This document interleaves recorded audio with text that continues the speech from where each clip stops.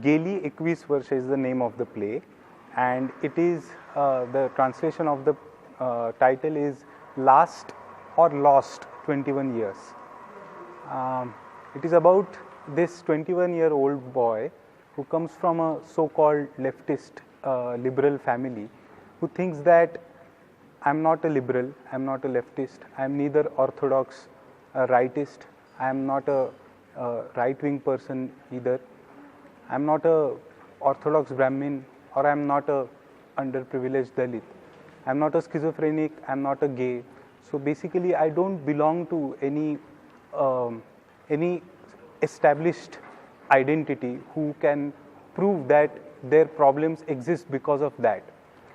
And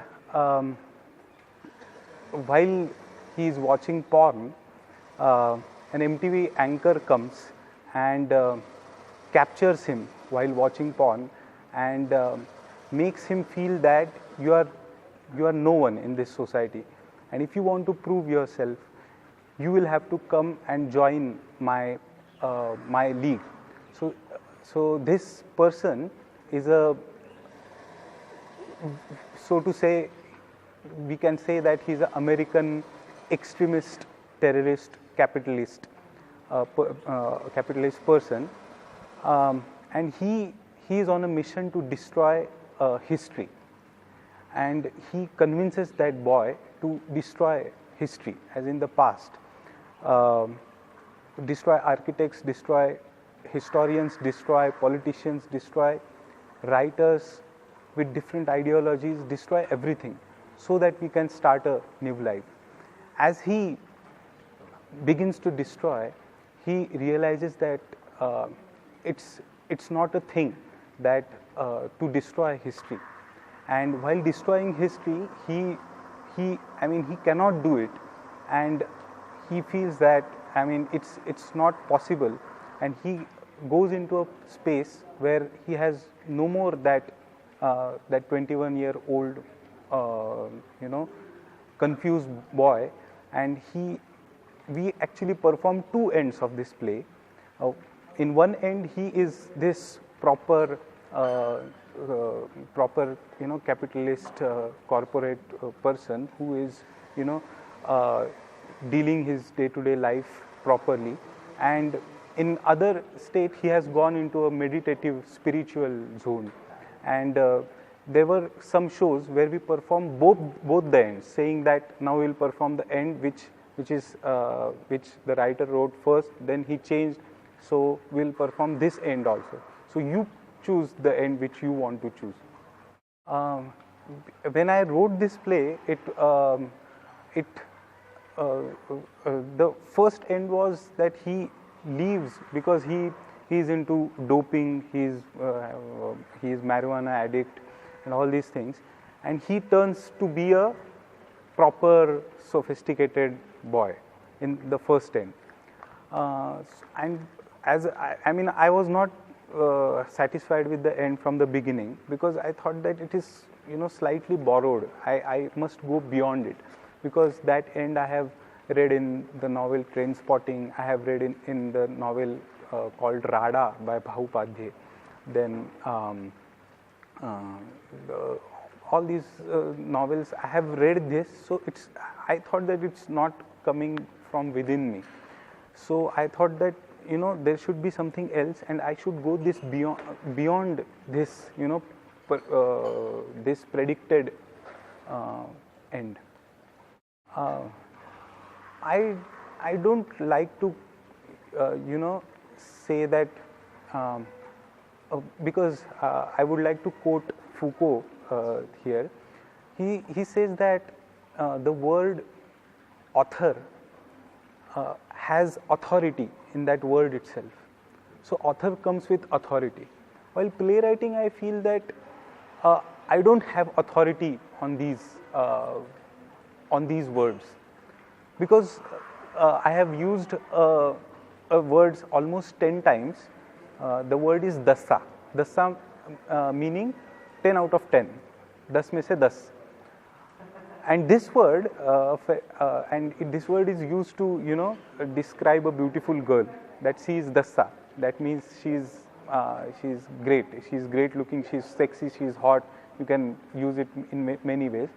And this word has come from an actor who has not read many things and who is a very close friend of mine. So I have borrowed this word from him, and I have used it. In every play I use this word, dasa. So I don't think that it's my word and I am providing this word to Marathi or any this thing. So I don't claim authority over these plays. It's good that these plays are published, but I must say that it's a group activity and it derives from everybody. So in that sense I am not a very writer, and I don't like to call myself this author, which it contains authority. The word contains authority. Actually, I didn't decide. It happened. I was in 11th. I was 16 years old, and I wrote this short story. Maybe that is also why you asked this question. It was an interesting question that immediately story comes to you.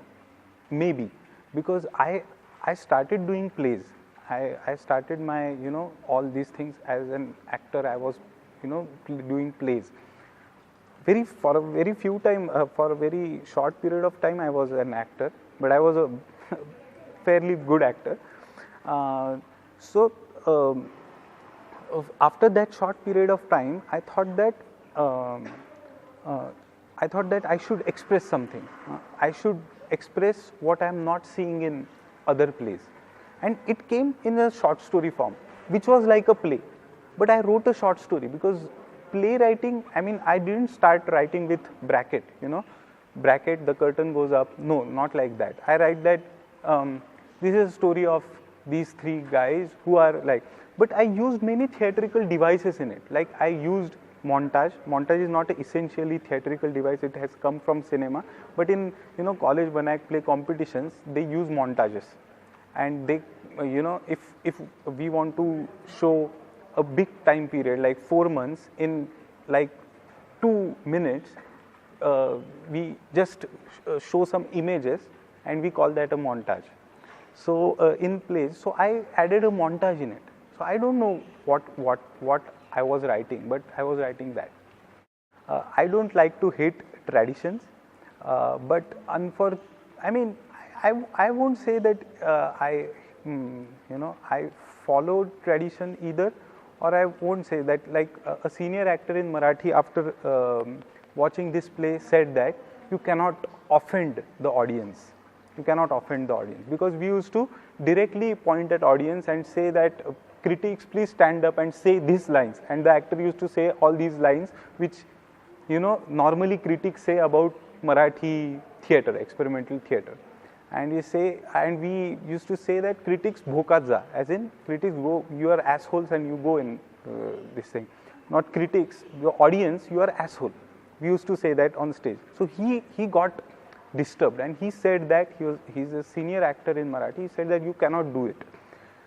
But if you see this, the structure of this play, I can break it into 3 acts. Though I have used many surreal elements, that MTV character comes, he is watching porn, and that MTV character comes from somewhere. I don't know from where it comes.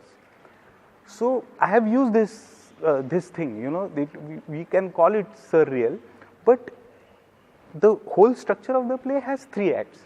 So it's a very interesting debate that is there anything as 3 act structure, and is there anything as new writing which breaks the 3 act structure. Even Godard said that if I want to break this 3 act structure, I will use the language of 3 act structure to break it. As in, if I want to say that my films are not beginning, middle, end, my films are beginning, middle. So it is also a jargon of 3 act structure. So that is a very interesting thing. So I can't say that, like the main character here cannot destroy history. I cannot say that I am writing something new. It has come from history, but it is not that traditional, play where there is a drawing room and characters come, speak and go, and it is a 3-act play. It's not exactly 3-act, because in this play, for example, the protagonist, the MTV anchor goes into protagonist's subconscious mind, and he takes out his history, as in his personal history, and that happens in present. So it's not like linear, but still I can break this in 3-act structure, because I think in every film there is a 3-act structure. Some people follow it very rigorously. I don't follow it rigorously, but some people are, they don't follow it that rigorously. That is the difference, I guess. Choices, if you ask about choices, I won't say that, because many things are like this famous film called, or it's a novel also, Sophie's Choice. What will she choose? And that will, that is dependent on many things, and on that many things are dependent. So if she chooses something, many things will get this thing, and there is a dilemma of choice. Now in this play, there is no choice thing, or even in this play, PANI, where 2 actors from a leftist progressive movement, one activist and one thinker is there, and a thinker has written an atrocious article on that movement, and this guy is saying that leftist movement doesn't exist now in Maharashtra, and you are still cursing that also. So it's like you are beating the dog on deathbed. I mean, as in that word. So, and there is no point. But this play starts with that: will you take back your article or not? But nothing happened. He doesn't take it back. I mean, I have not given that thing, that does he take it back, or does he, does he says that no, I want to publish this article, because that doesn't, that is no more important. The importance is, like the things which are not planned, like this conversation also, that I didn't think that I didn't think that you will ask these questions, and this discussion went somewhere else. So like that, that going somewhere else is important. Then I mean, I'm not worried about camera right now, or these lights and all these people, because that discussion is taking me somewhere else, which is a better place for me. Yeah. I write because essentially my plays are, because I don't think that politics, the word politics is misinterpreted, because we don't see politics as a human nature. We see politics as, people doing things for their selfishness, their personal motives. It's not like that. And the word is also seen, in a value loaded sense, that there is lot of politics in that. Politics is everywhere. You cannot, just say that politics is bad, because politics is in us. Like we have a biology, we have chemistry, we have physics. Like that we have politics. So we have to take that word in that sense. So yeah, politics is there.